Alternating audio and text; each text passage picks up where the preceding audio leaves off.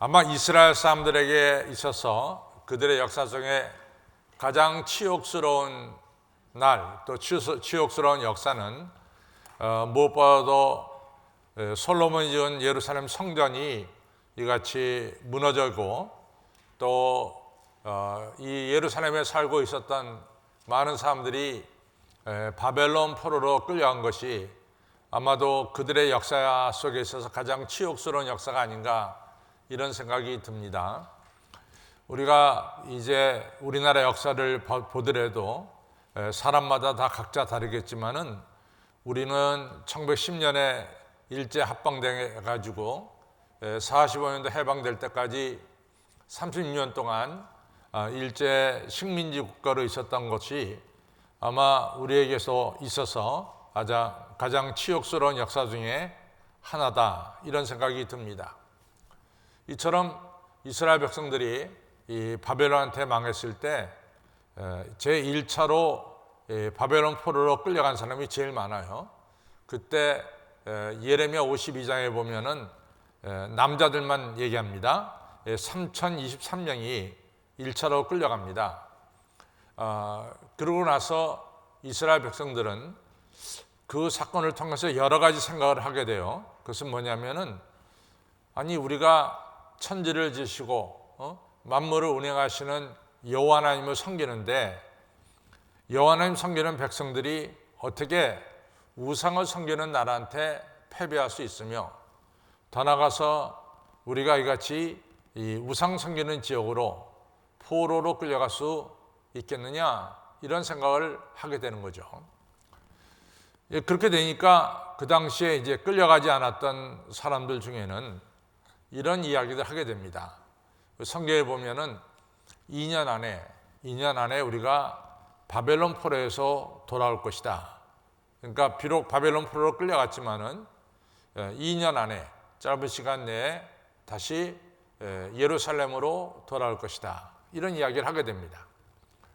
그런데 그렇게 되지 않았어요. 11년 뒤에 2차로 한 832명이 바벨론 포로로 끌려가고, 그 뒤에 5년 뒤에 또한 745명이 또 끌려가게 됩니다. 그래서 2년 안에 돌아오긴커녕 계속해서 포로로 끌려가는 역사가 일어났어요.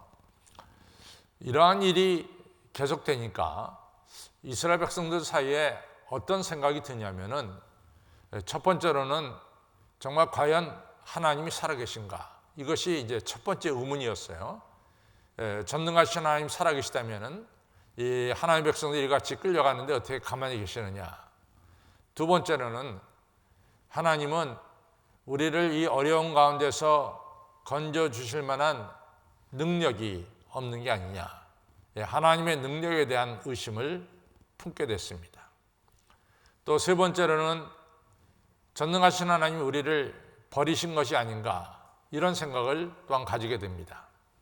그래서 이러한 생각들 속에서 이스라엘 백성들이 말할 수 없는 좌절에 빠지게 됩니다.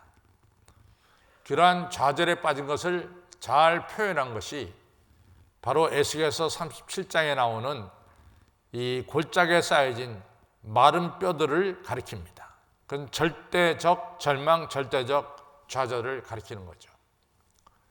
바로 이런 상태에 있을 때 우리가 예레미야 29장에 보면은, 예레미야는 바벨론 포로로 끌려가지 않았어요.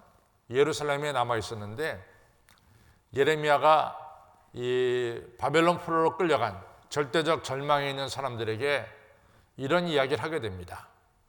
여러분들이요, 하나님이 우리에게 내리시는 것은 재앙이 아니라 평안입니다. 여러분들이 하나님께 부르짖어 기도하면은 하나님 틀림없이 여러분들의 기도를 들어주실 것이고, 여러분들이 하나님을 찾고 찾으면은 하나님 틀림없이 만나 주실 것이고, 하나님은 여러분들을 다시 예루살렘으로 돌아오게 하실 것입니다. 이런 유명한 이야기를 예레미야 29장 11절, 12절, 13절, 14절을 통해서 이 말씀을 하고 하셨죠. 근데 이제 예레미야 한 말 중에서 제가 끄집어서 얘기하면은 여러분들이 부르짖어 기도하면은 부르짖어 기도한다. 또 하나는 여러분들이 하나님을 찾고 찾는다.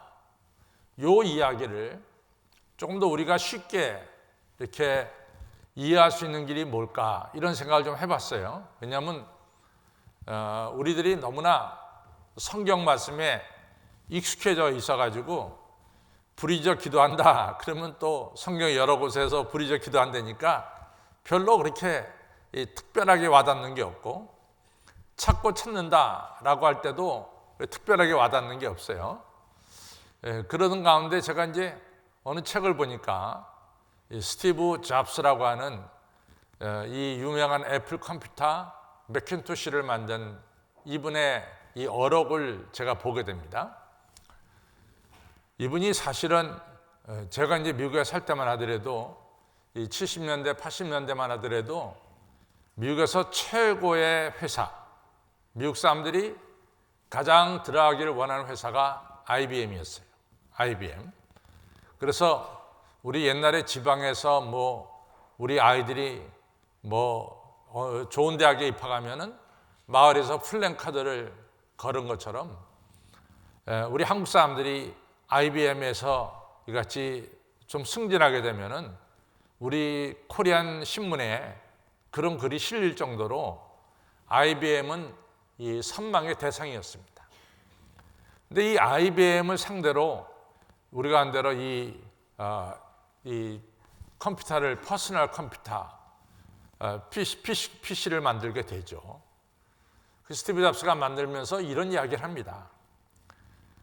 우리는 거대 함선과 지금 싸우게 되는데 우리가 이 IBM과 싸워서 살아남으려면은 여러분들 해군, 네이비가 되지 마시고 여러분들 해적이 되십시오.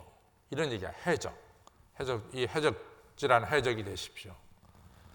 또 이분이 이제 그 애플에서 하다가 이제 그만두게 되죠. 그리고 사실은 그만두면서 애플이 나름대로 성공을 해가지고 이분이 수억 달러를 갖다가 받게 돼요. 그러니까 기업인층은 큰 부자가 됩니다. 그런데 이분이 다시 애플로 12년 만에 복귀하게 됩니다. 그러면서 회사를 경영하면서 이분이 아주 중요한 말 두 마디를 합니다.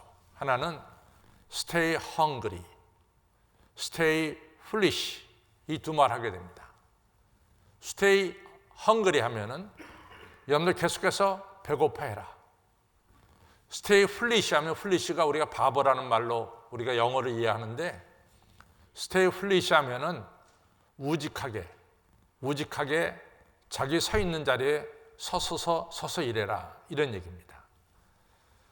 우리가 stay hungry 하면은 얼른 떠오르는 게 뭐냐면은 목마른 사슴이 시냇물을 갈급한 같이 너희들 이같이 이 시냇물을 갈급해라. 하나님 찾기를 갈급해라 라는 말이죠.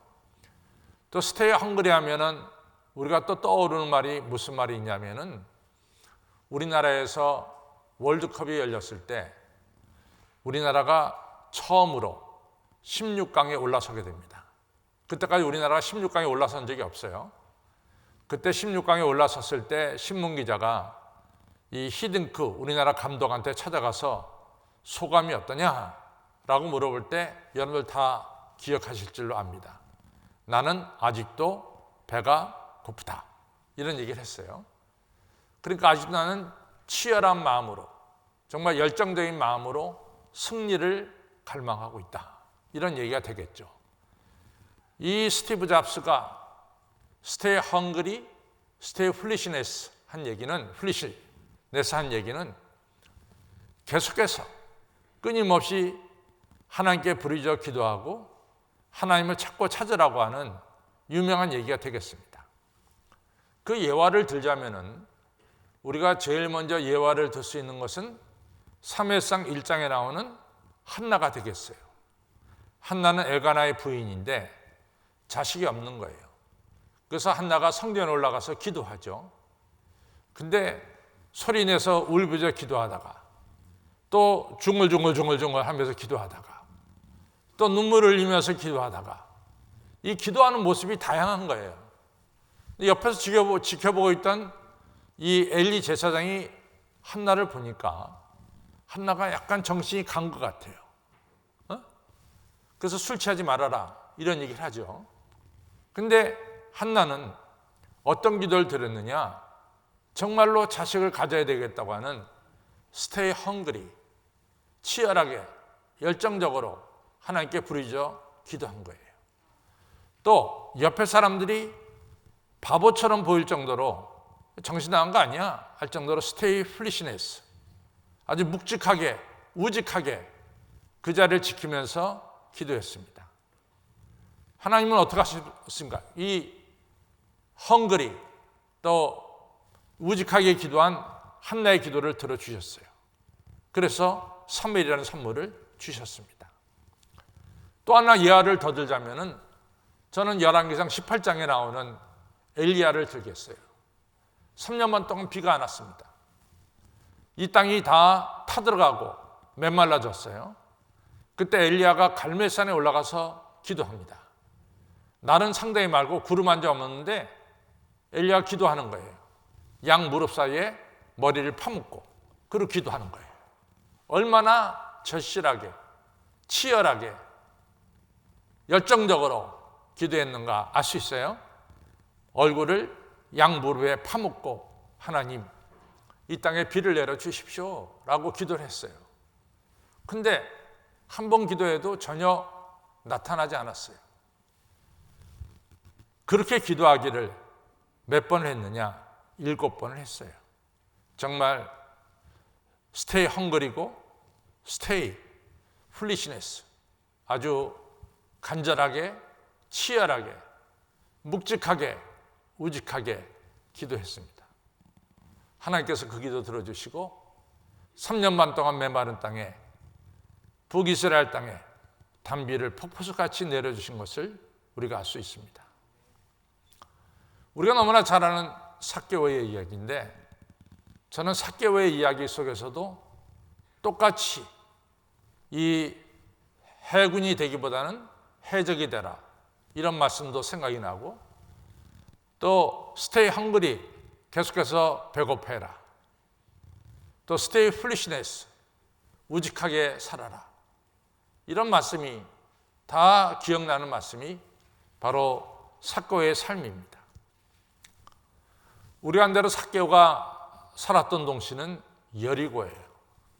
그럼 여러분과 제가 여리고 하면은 뭐가 기억이 나냐면은 이스라엘 백성들이 요단강 건너서 가나안 땅 들어갈 때 제일 먼저 들어가자마자 맞이한 큰 성이 바로 여리고 성입니다.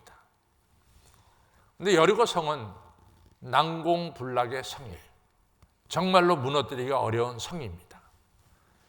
지금도 여러분들이 여리고에 가면은 그 성 잔해들을 볼 수가 있어요. 그럼 그 잔해를 볼 때 첫 느낌이 야, 성벽이 엄청나게 크구나, 성벽이. 이걸 갖다가 우리가 단번에 느낄 수가 있어요. 그런데 이 여리고 성이 난공불락의 성인데 여호사가 하나님께 기도하니까 하나님께서 여호사에게 하루에 한 바퀴씩 돌고 마지막 날 7째 날에 7바퀴 돌아라 이렇게 얘기됐어요. 그래서 이 하루에 한 바퀴씩 돌고 마지막 날 7바퀴 도니까 여리고 성이 정말로 와르르 무너지는 역사가 일어났습니다. 그 다음에 여호수아가 너무 유명한 얘기를 하나 합니다. 여호수아 6장에 나오는데 다시는 이 여리고 성을 쌓지 말아라. 다시는 이 여리고 성을 쌓지 말아라. 만약 여리고 성을 쌓는 자가 있다면 즉시해서 하나님의 심판을 받을 것이다. 그러니까 여리고 성은 폐허된 상태로 내버려 두라. 이것이 바로 여리고 성입니다. 그런데 여리고 성의 위치가 너무너무 좋아요.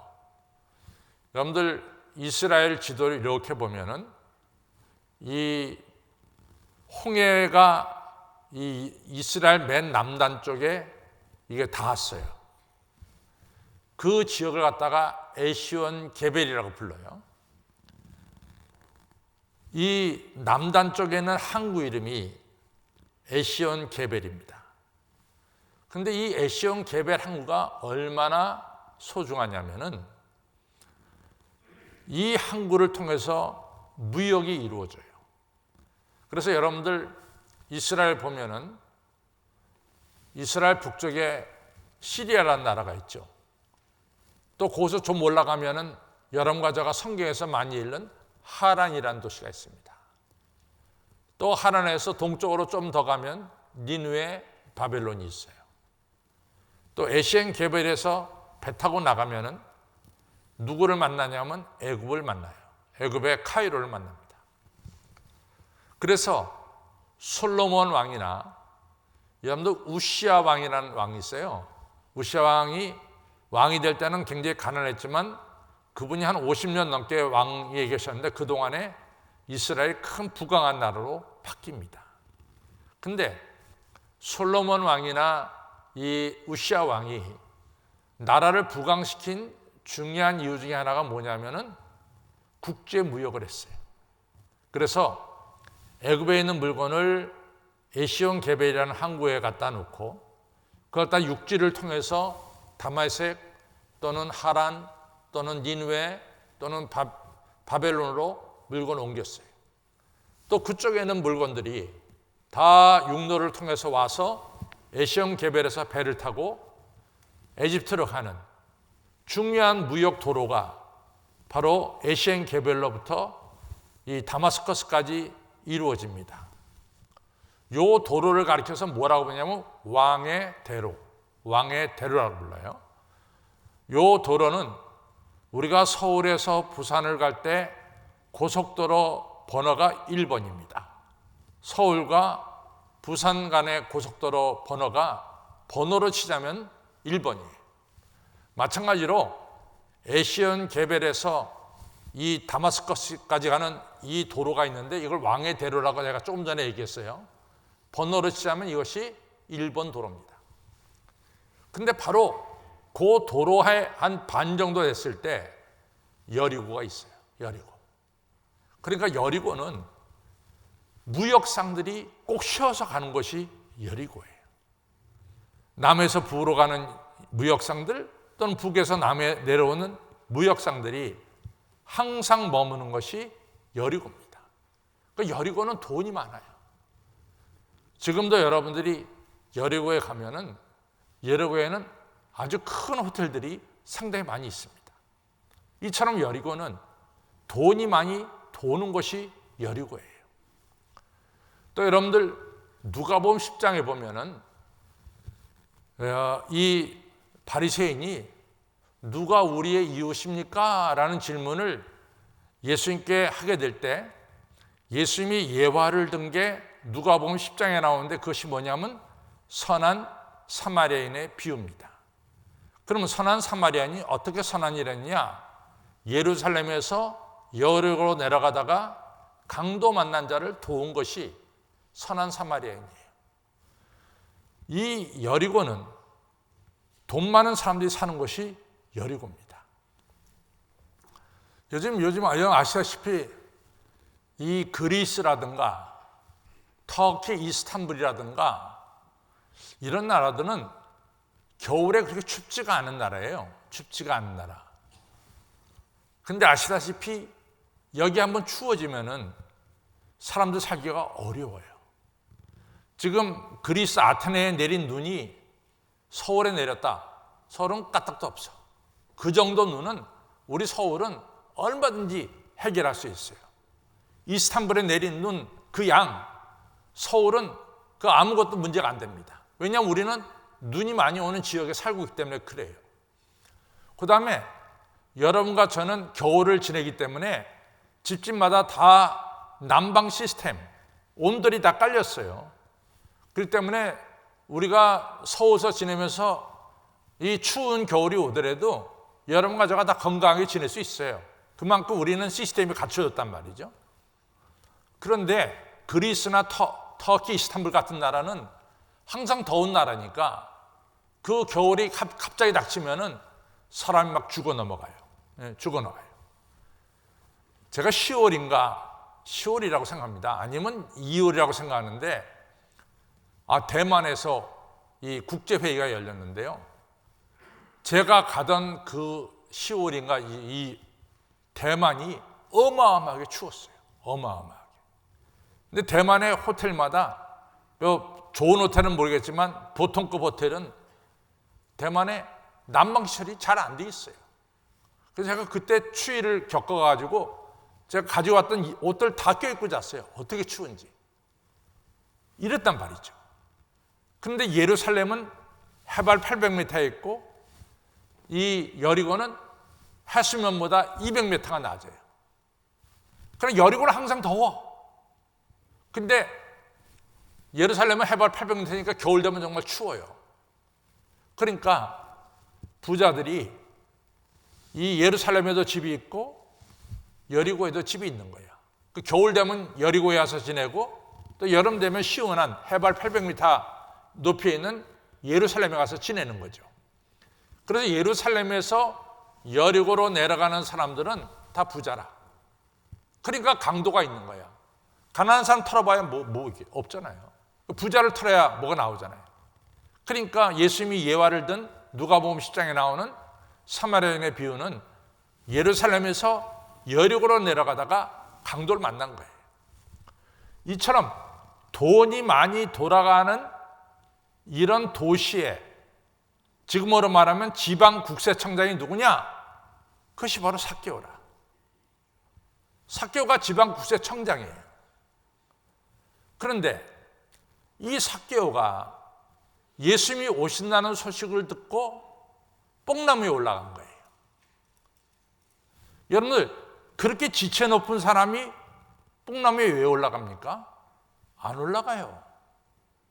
지체 높은 사람은 자기 명성이 있기 때문에, 자기 자리가 있기 때문에 사람들한테 흉 잡힐까 봐 그 뽕나무에 올라간 일을 안 하는 거죠.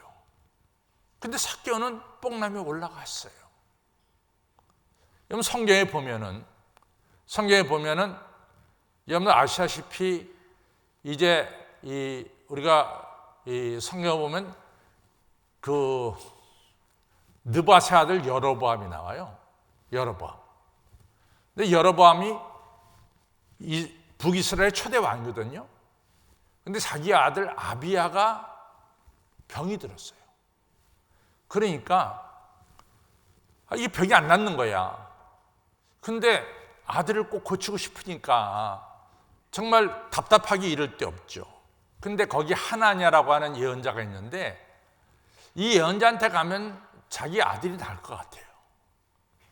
그러니까 그냥 가면 되는데 이 여로보암이 자기가 뭐 선지 앞에 가서 뭐 이렇게 무릎을 ቁ렀다 뭐 이런 것 좀 자기 왕이 명성에 좀 흠이 될까 봐 자기를 속여요.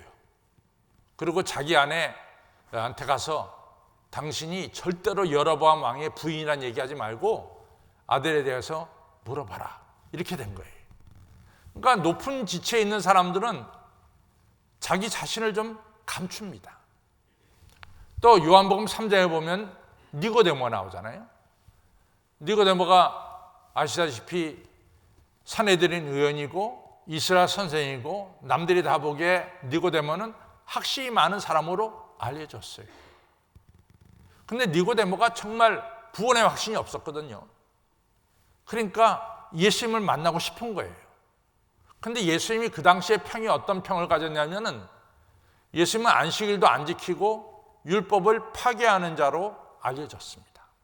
물론 수많은 기적도 베풀었지만은 그러니까 니고데모가 대낮에 사람들이 보는 앞에서 이 예수님을 찾아가기가 부담스러웠어요. 자기 명예가 있으니까, 자기 자리가 있으니까. 그러니까 니고데모가 사람들 다 자는 한밤중에 예수님을 찾아갔던 거예요. 이처럼 지체 높은 사람들은 이 자기의 처신 지키기 위해서 뽕나무 같은데 절대 안 올라가죠. 그런데 삭개오는 뽕나무에 올라갔어요. 처신과 위신을 다 버렸어요.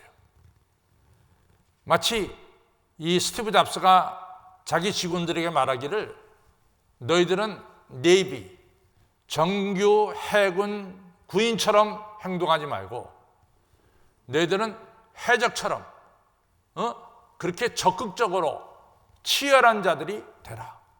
이렇게 말한 거죠. 뽕나무에 올라간 것은 해적이야. 이것은 정규 해군이 아니에요. 이처럼 이 삭개오는 예수님을 꼭 만나야 됐어요. 삭개오가 예수님을 만난다는 것은 죽느냐 사느냐의 문제처럼 삭개오에게 느껴졌어요. 예를 들자면 여러분들 어느 A라는 아파트에 불이 났어요. 불이야 하고 지금 막 소리칩니다. 그럼 아파트에 사는 사람들은 다 어떻게 돼? 빨리 뛰쳐나가야지. 지금 아파트에 불이 붙는데. 근데 아파트 사는 사람이 나는 넥타이를 매지 않고 나간 적이 없어. 그래갖고 양복 찾아입고 넥타이 입고 매고 나갑니까? 그런 사람 없어요. 그러다 다 죽어버려. 그 다음에 여자분들은 나는 화장 안 한 얼굴로 나간 적이 없어.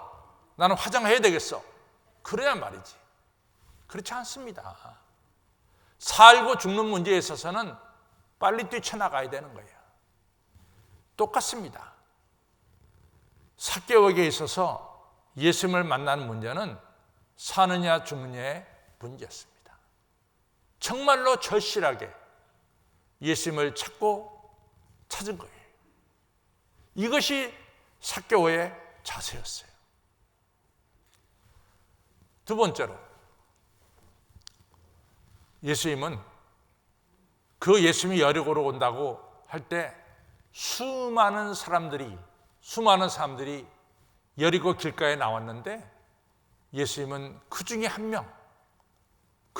명인 삭개오를 벌써 알았어요. 오늘 예레미야가 그러잖아요. 너희들이 부르짖어 기도하면 내가 그 기도를 들어줄 것이고 내가 나를 찾고 찾으면 내가 만나리라. 이것이 바로 성경 말씀이에요. 저는 성경을 보면서 간절하게 주님을 찾는 자를 주님이 외면하신 적을 전 본 적이 없어요.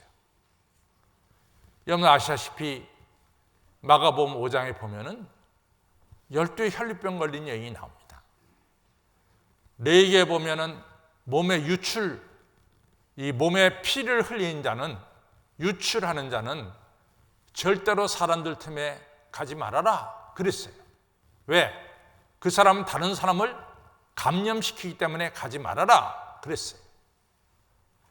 그러나 이 여자는 12년 동안 하혈을 하고 살았는데 더 이상 살 수가 없어요. 누가 뭐라 그래도 이 여자는 예수님을 만나야 될 것 같은 이런 강한 마음이 생겼습니다. 그래서 율례와 규례를 무시하고 사람들 틈에 들어가서 예수님의 옷자락을 잡은 거예요. 이것이 바로 stay hungry입니다. stay foolishness입니다. 또 마가복음 10장에 보면은 소경 바디메오가 나와요. 소경 바디메오가 예수님이 오신다는 소식을 듣고 나사렛 예수여 다윗의 자손 나사렛 예수여 나를 불쌍히 여기소서 소리치는 거야. 앞이 안 보이니까 예수님이 어느 길에 있는지 알 수가 없어요. 앞이 안 보이니까. 그냥 소경 바디메오의 유일한 무기란 목청껏 소리를 질러서 예수님을 찾는 거예요. 그러니까 사람들이 삭개오에게 소경 바디메오에 찾아가서 야, 너 부어. 맨날 동냥인 하는 게 말이지. 이 새벽부터 이렇게 시끄럽게 구제 말이야. 좀 조용히 해라, 조용히. 그러면 그럴수록 마가복음 10장은 더욱 소리질러 다윗의 자손 예수요 라고 외쳤다라고 성경은 말하고 있어요. 이게 뭐냐? 이게 치열한 삶이야. 치열하게 예수님을 부르는 삶이야. 이 삶을 가르쳐서 스티브 잡스는 뭐라고 얘기했냐면 stay hungry라는 말로 표현하고 있습니다. 그리고 남이 하지 말라 해서 안 하는 게 아니라 우직하게 계속해서 찾는 거예요. 이거 갖다 스테이 훌릿이라고 스티브 잡스는 말하고 있습니다. 우직하게 그 자리에 서서 얘기하는 거죠. 예수님께서 이 소경 바디메오를 불렀잖아요. 네가 원하는 게 뭐냐? 저 보기를 원하나이다. 눈 떴잖아요. 제가 목회를 하면서 많이 듣는 것 중에 하나가, 목사님, 제가 교회에 나와서 예배를 드리는데 뭔가 이렇게 뜨거움이 좀 없어요. 그래요. 그런데 그 말씀을 하기에 앞서서 정말 여러분들이 이 삭개오처럼 정말 치열한 마음으로, 나 오늘 예수님 꼭 만나야 돼. 근데 오늘 내 기도의 제목이 상달돼야 돼. 이런 치열한 마음이 있냐 말이지. 응? 나 오늘 예수님 꼭 봐야 돼. 이런 마음 가지고 뽕나무에 올라갔느냐 그 말이에요. 우리가 위신과 체면을 넘어서서 정말로 정규 해군이 아니라 해적처럼 나는 꼭 예수님을 만나야 되겠다는 이런 마음 가지고 뽕나무에 올라갔느냐, 이게 중요하지 않겠어요? 그냥 습관으로, 일주일에 한 번 그냥 습관으로, 그냥 예배 순서에 따라 개념 없이, 아무런 개념 없이 예배 드릴 때 우리가 정말 감동이 있겠냐 그 말이에요. 그 감동이 있겠냐 그 말이에요. 그렇지 않습니다. 정말로 성경 말씀 그대로 너희들이 부르짖고 기도하면 내가 너희 기도를 들어줄 것이고 내가 찾고 찾으면은 나를 만나리라 라고 하는 말씀을 우리는 믿어야 됩니다. 이것이 바로 삭개오의 자세였어요. 우리는 이러한 자세가 필요해요. 한번 영어 우리 한 두 단어 한번 배울까요? Stay hungry. 시작. Stay foolish. 정말로 우리가 목마름으로, 배고픔으로 우리 주님을 찾아야 됩니다. 그 다음에 너 바보야? 아직까지도 기도해? 그런 소리 들을 정도로 Stay foolish. 바보처럼 우직하게 하나님께 기도해야 될 줄로 믿습니다. 찾고 찾으면 어떻게 돼요? 만나는 역사가 일어난다 그 말이에요. 그 다음에 세 번째로, 삭개오가 예수님을 자기 집에 모셨어요. 삭개오가 지금까지 여리고에서 국세청장을 하면서, 지방 국세청장을 하면서 돈 많이 모았어요.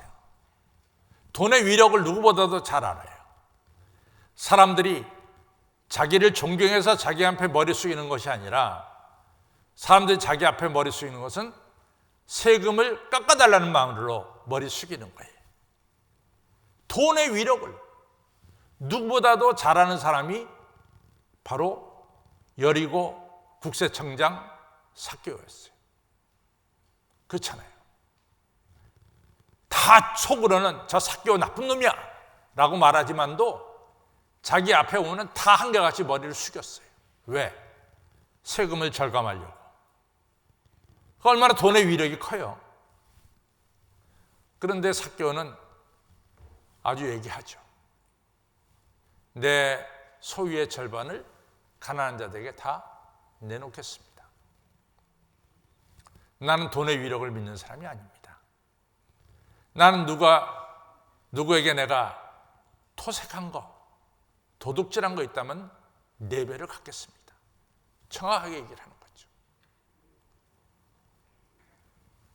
제가 지금 얘기한 것은 누가복음 19장의 얘기인데, 마태복음 19장에는 부자 청년에 대한 이야기가 나와요. 부자 청년은, 예수님께서 부자 청년에게 물어본 것은 네가 가지고 있는 재물보다 나를 더 의지하느냐, 이걸 물어본 거예요. 네 재물을 다 가난한 자들에게 주고 나를 따르라 한 얘기는, 네가 지금 재물이 많은데 그 재물을 믿고 살고 있는데 정말 네가 영생을 얻으려고 하면은 네가 가지고 있는 재물보다 나를 더 의지하느냐, 이것을 물어본 거예요. 창세기 12장 1절에 아브라함에게 너는 본토 친척 아버지 집을 떠나라 라고 말한 것은 그 당시 사람들이 다 의지하고 있던 혈연과 지형과 아버지가 물려줄 유산을 너는 뛰어넘어서 나를 따를 수 있느냐? 이걸 물어본 거예요. 주 예수보다도 더 귀한 분이 없느냐? 이것을 물어본 거예요. 제가 작년 12월 25일이 토요일이었고 26일이 12월 26일이 송년주일이었어요. 제가 송년주일날 설교할 때 뭘 설교를 했냐면은 동방박사들에 대한 설교를 했어요. 동방박사들이 베들레헴에 와서 예수님께 경배를 했습니다. 경배 끝나고 동방박사들은 예루살렘으로 가서 헤롯 대왕을 만나 봐야 돼요. 그런데 하나님께서 동방박사들이 지시하기를 다른 길로 가라. 다른 길로 가라. 그랬어요. 그래서 예수님을 만난 동방박사들은 하나님의 지시대로 다른 길로 갔어요. 삭개오, 예수님을 자기 집에 모시고 다른 길로 간 거예요. 여러분, 그 당시에 여리고 국세청장보다, 지방국세청장보다 예루살렘 국세청장이 더 큰 자리였을 거예요. 오늘 2022년에 올 때까지 얼마나 많은 세금을 걷어들이는 국세청장들이 있었겠느냐 말이지. 정말로 많죠. 정말로 많죠. 얼마나 많았겠냐 말이지. 몇 대 예루살렘 국세청장, 몇 대 여리고 국세청장, 얼마나 많았겠냐고. 근데 그 중에 우리가 기억하는 것은 삭개오만 기억하고 있어. 수많은 국세청장이 있었는데 그 중에 기억하고 있는 것은 삭개오야. 왜? 삭개오는 예수님을 치열하게 찾았고, 치열하게 찾은 삭개오를 예수님이 만나 주셨고, 삭개오는 예수를 만난 뒤에 다른 길로 갔다가 말이야. 그러니까 남아있는 거예요. 오늘 그렇습니다. 여러분들 오늘 예배를 드릴 때 치열하게 예수님을 찾아야 돼. 예수님 틀림없이 만나 주실 거예요. 예수님 만나고 우리는 새로운 길로, 다른 길로 나아가야 될 줄로 믿습니다.